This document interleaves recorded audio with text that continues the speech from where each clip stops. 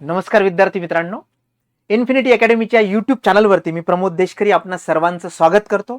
या अगोदरचा सुद्धा आपण व्हिडिओ RTO AMVI मेकॅनिकलच्या विद्यार्थ्यांसाठी हा सेशन घेतला होता आणि त्याच्यामध्ये बऱ्याचशा विद्यार्थी मित्रांनी जेव्हा आम्हाला संपर्क केला तर त्याच्यामध्ये असं आढळून आलं की जे विद्यार्थी नवीन आहेत, नुकतेच पास आउट झालेले आहेत, त्यांना RTO AMVI या पदाबद्दल माहिती नाही.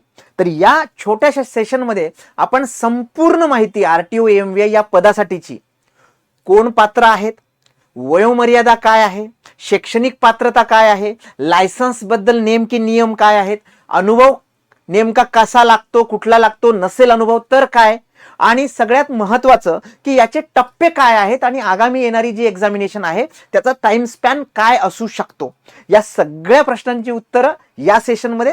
त्याच्यामुळे सेशन शेवटपर्यंत बघायला विसरू नका आणि तुम्हाला जर हे इन्फॉर्मेटिव्ह सेशन वाटलं तर तुमच्या मित्रांना सुद्धा हे शेअर करा. ओके, तर विद्यार्थी मित्रांनो, सगळ्यात महत्त्वाचं लक्षात घ्या की ही जी एक्झामिनेशन आहे 2020 नंतर नक्कीच आता 5 वर्षानंतर जाहिरात येणार आहे आणि त्याची तयारी बरेचसे विद्यार्थी मित्र अगोदरपासून करत होते. तर जे विद्यार्थी आता नव्याने तयारी करतात त्यांच्यासाठी RTO AMVI prelims plus mains अशी फाउंडेशनची जी बॅच आहे ऑफलाईन मोडमध्ये आणि तसंच ऑनलाईन आणि रेकॉर्डेड मोडमध्ये अवेलेबल आहे. डिस्क्रिप्शन मध्ये नंबर दिलेले आहेत, व्हॉट्सअपची लिंक दिलेली आहे, तुम्ही संपर्क करा आणि तुम्हाला सगळी माहिती मिळेल. ओके, आता वन बाय वन आपण समजून घेऊया की नेमकं ही जी एक्झामिनेशन आहे या एक्झामिनेशन बद्दल नवे विद्यार्थी जे आहेत कोण देऊ शकतं, म्हणजे एक्झाम ही नेमकी कोण विद्यार्थी देऊ शकतं. तर विद्यार्थी मित्रांनो लक्षात घ्या, जर आपण शैक्षणिक कार्य ज्याला म्हणतो आपण की शैक्षणिक अर्हता किंवा एज्युकेशनल क्रायटेरिया जर बघितला तर सगळ्यात महत्वाचं म्हणजे BE BTech म्हणजेच इंजिनिअरिंग म्हणूया आपण याला, इंजिनिअरिंग. ओके, आणि दुसरं म्हणजे डिप्लोमा. डिप्लोमा म्हणजेच स्पेसिफिकली MSBT चा जो 3 वर्षाचा कोर्स आहे याला आपण पदवी म्हणतो. ओके, पदवी, आणि ही झाली तुमची पदविका. तर डिप्लोमा डिग्री हे दोन्ही विद्यार्थी पात्र आहेत. सगळ्यात महत्वाचा पार्ट म्हणजे कुठल्या कुठल्या ब्रँचेस याच्यासाठी पात्र आहेत. तर एक ढोबळ मनाने विद्यार्थ्यांना माहिती आहे की mechanical engineering, automobile engineering, production engineering हे विद्यार्थी याच्यासाठी पात्र आहेत. पण विद्यार्थी मित्रांनो याच्या सोबत समतुल्य म्हणून आपण एक वेगळा व्हिडिओ याच्यावरती केलेला आहे. समतुल्य अर्हता म्हणजे याच्या इक्वॅलंट कोर्सेस, त्याच्यामध्ये डिप्लोमा इन मेकॅट्रॉनिक्स असेल किंवा प्रोडक्शन टेक्नॉलॉजी असेल, असे खूप सारे जे पर्टिक्युलर समतुल्य कोर्सेस आहेत ते विद्यार्थी सुद्धा इथे पात्र आहेत.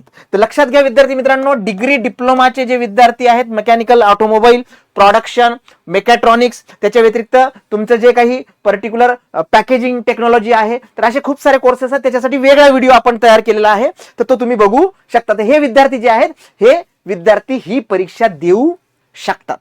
फायनल इयरचे विद्यार्थी हे परीक्षा देऊ शकतात का, तर हे सुद्धा लक्षात घ्या.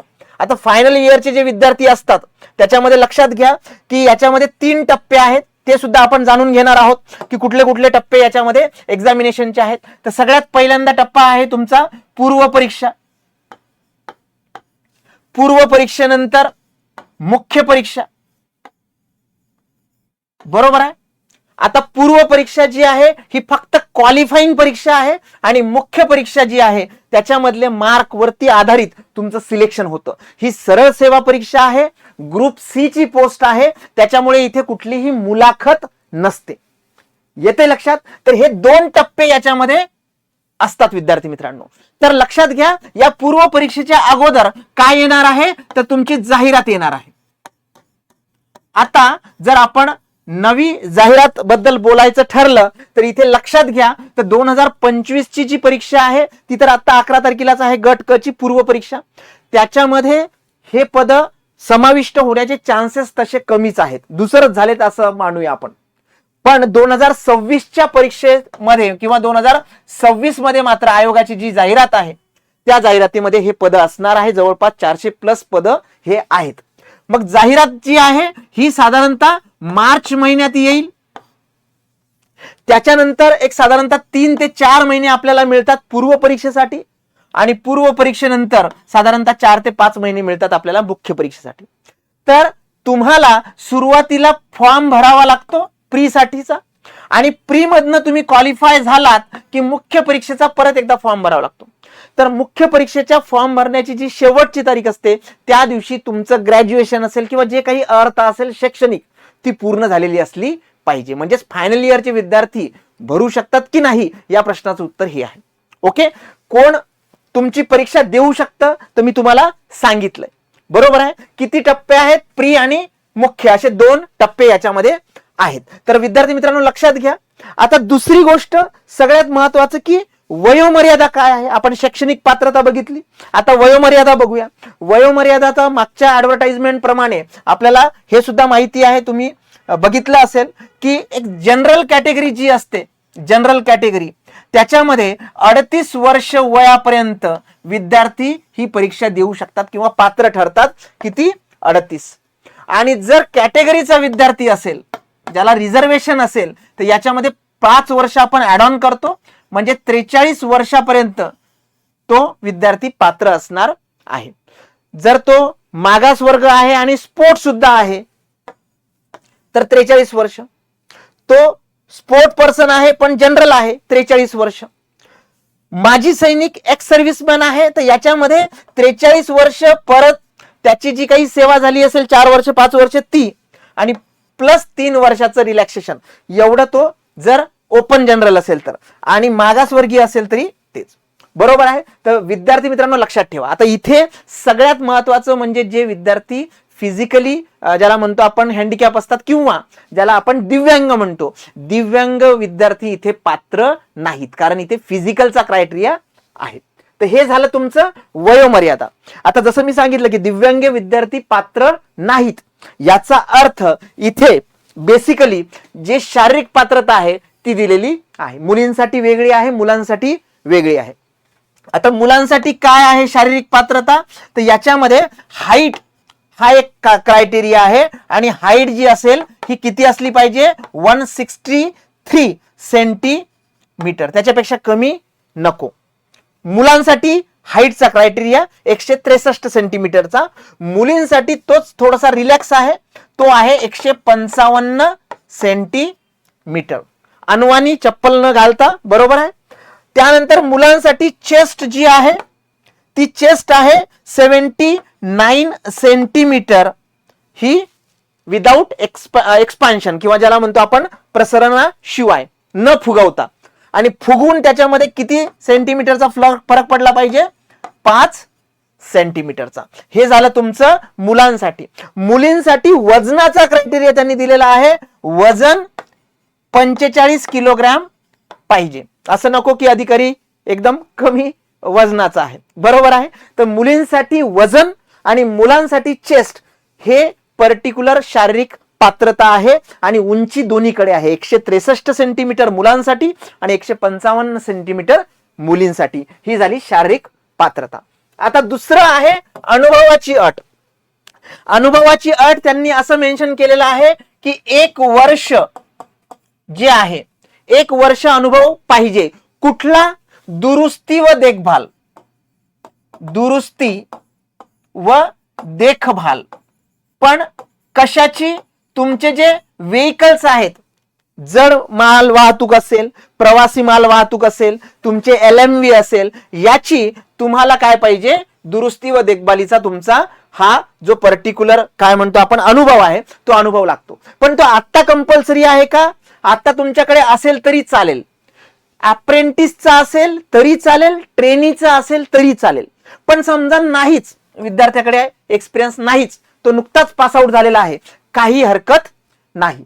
तुम्ही त्या डिपार्टमेंटमध्ये जॉईन केल्यानंतर सुद्धा तुम्हाला तिथे हा अनुभव घेता येतो.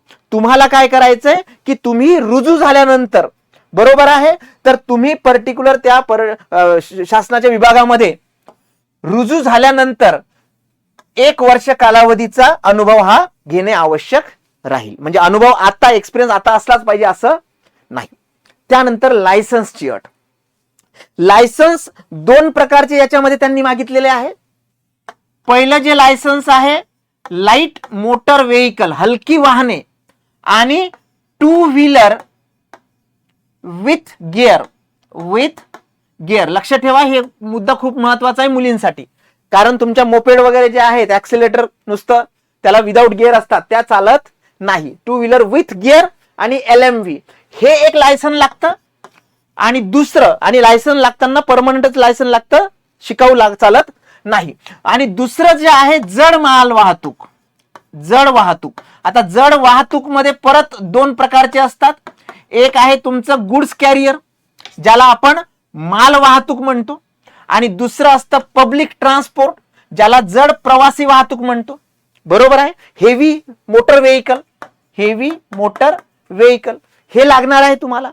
आणि त्यांनी काय याच्यामध्ये रिलॅक्सेशन दिलेलं आहे की तुम्ही हे जे जड माल वाहतूक किंवा प्रवासी वाहतूक आहे, आता तुमच्याकडे नसेल तर काही हरकत नाही. तुम्ही त्या विभागामध्ये जॉईन केल्यानंतर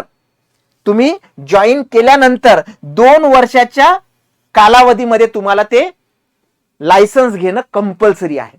आता तुमच्याकडे नसेल तरी चालेल. कुठल्याबद्दल बोलतोय मी? जड वाहनाबद्दल. मग ते माल वाहतूक असेल किंवा प्रवासी वाहतूक असेल. पण तुम्ही मुख्य परीक्षेकरिता अर्ज सादर करण्याच्या अंतिम दिनांकास गिअर्स असलेली मोटरसायकल म्हणजे टू व्हीलर आणि हलके मोटर वाहन हे मात्र तुम्हाला लागणारच आहे. कुठे? मुख्य परीक्षा, पूर्व परीक्षा ही नाही. म्हणजे तुम्ही आता ती प्रोसेस सुरू करायला काही हरकत नाही. येते लक्षात? तर हे झालं विद्यार्थी मित्रांनो लायसन्सच्या अटीबद्दल. परत एकदा सांगतो, याच्याबद्दल काही तुमचे मनामध्ये वेगळे प्रश्न असतील तर ते सुद्धा कमेंट सेक्शन मध्ये टाका, आपण त्याची उत्तरं देऊ. ओके. याच्या अगोदर आम्ही हे व्हिडिओ बऱ्याचदा केलेले आहेत आपल्या चॅनलवरती इंजिनिअरिंगच्या. तरी आपण हे रिपीट का करतोय? कारण बेसिकली जे नवीन विद्यार्थी आहेत त्यांना मुळात काहीही माहिती नाही. विद्यार्थी मित्रांनो, परत एकदा आपण PYQचं पुस्तक आहे आपलं, प्री साठी वेगळं आणि मुख्य परीक्षेसाठी वेगळं. याच्यामध्ये साधारणतः तुमच्या 1998 पासूनचे ज्या काही एक्झाम झालेले आहेत त्याचे सगळे क्वेश्चन्स पेपर याच्यामध्ये अवेलेबल आहे. आणि लेटेस्ट 2020 ला जो पेपर झाला होता तो पेपर सुद्धा याच्यामध्ये समाविष्ट करण्यात आलेला आहे. आता मगा जसं सांगितलं स्टेजेस, तर मी तुम्हाला मगा सांगितलं की 2 स्टेजेस आहेत याच्यामध्ये परीक्षेच्या. आयोग ही परीक्षा घेतं, पूर्व परीक्षा आणि त्यानंतर होते ती मुख्य परीक्षा. पूर्व परीक्षा फक्त क्वालिफाईंग आहे. पूर्व टू मुख्य जे विद्यार्थी संख्या जाते साधारणतः 1:16 जाते.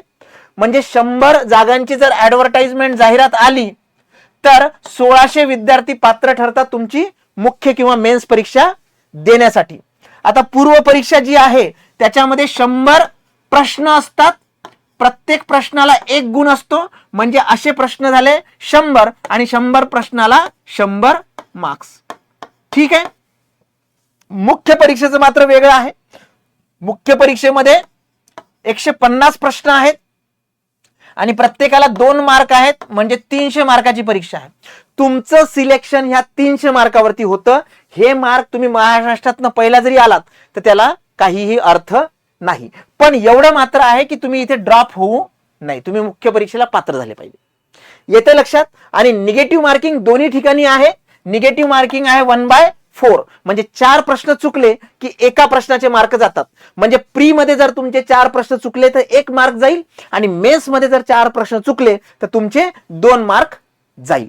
बरोबर आहे. आता RTO MVI परीक्षेसाठी तयारी का करावी?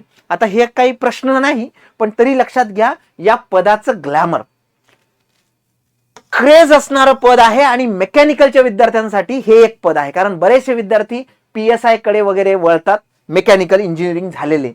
पण आपल्याला माहिती आहे की PSI मध्ये तुमचा कॉम्पिटिटर जो असतो तो नॉर्मल BA BCom होऊनही आलेला असू शकतो. पण इथे मात्र मेकॅनिकल, ऑटोमोबाईल प्रोडक्शन एवढेच लिमिटेड विद्यार्थी आहे आणि त्यांना क्रेज असणारं हे वर्दीचं पद आहे.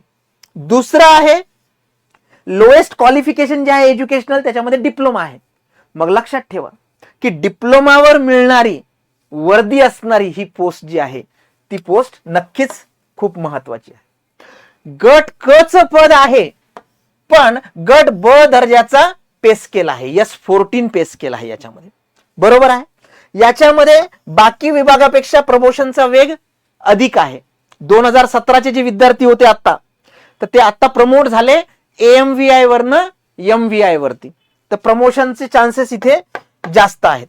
स्पर्धा कमी आहे कारण मेकॅनिकल, प्रोडक्शन आणि त्याच्याशी रिलेटेडच विद्यार्थी इथे अप्लाय करू शकतात.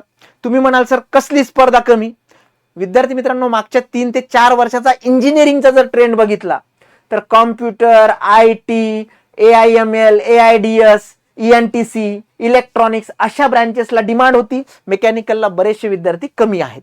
त्याच्यामुळे नक्की स्पर्धा कमी आहे. आणि सरळ सेवा भरती असल्या कारणाने इथे विद्यार्थी मित्रांनो इंटरव्ह्यू नाही, मुलाखत नाही. तुम्ही जे मेन्सची एक्झाम आहे, ही मेन्सची एक्झाम जर चांगली दिली तर तुम्हाला सक्सेस मिळू शकतं. आणि म्हणून प्रत्येक मेकॅनिकलच्या, ऑटोमोबाईलच्या, प्रोडक्शनच्या डिप्लोमा डिग्री होल्डर विद्यार्थ्यांनी ही परीक्षा द्यायलाच पाहिजे. परत एकदा विद्यार्थी मित्रांनो, हे सुद्धा एक टूल आहे आपलं, फॉर्म्युला शीट्स. मेकॅनिकलचे जे 15 विषय आहेत तुमच्या मुख्य परीक्षेला, ते ह्या 15 विषयाचे जे फॉर्म्युले आहेत, त्याच्यामध्ये ज्या ज्या विषयामध्ये फॉर्म्युले आहेत, या फॉर्म्युल्यांची ही एक शीटची सेट 11 शीट आहेत याच्यामध्ये.